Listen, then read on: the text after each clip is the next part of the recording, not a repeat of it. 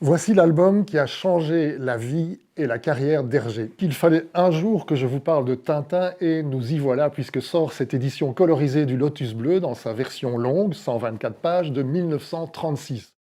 Quand Hergé s'attelle à cet opus, il n'a que 27 ans mais déjà 500 pages de Tintin derrière lui. C'est donc déjà le livre d'une certaine maturité, loin des stéréotypes et des aventures improvisées des premiers albums. Grâce à sa rencontre avec Chang, un étudiant chinois des beaux-arts, il se libère du carcan idéologique de son mentor, l'abbé Wallet, aux opinions catholiques très conservatrices, pour ne pas dire plus.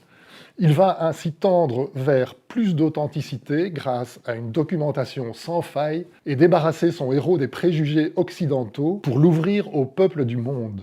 Nous sommes dans le Shanghai interlope des années 30, celui des fumeries d'opium, du business et de la concession internationale que se partagent les grandes puissances occidentales. On pourrait presque parler d'un roman graphique avant la lettre, car l'histoire, quasi autobiographique, raconte en direct l'amitié naissante entre Chang et Hergé.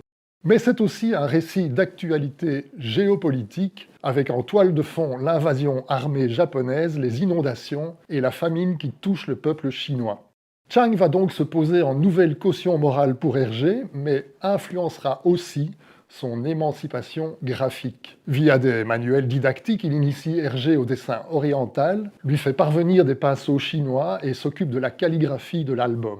Il lui apprend aussi l'équilibre entre les vides et les pleins, le dépouillement, l'harmonie de la nature et la manière d'être l'univers en le dessinant.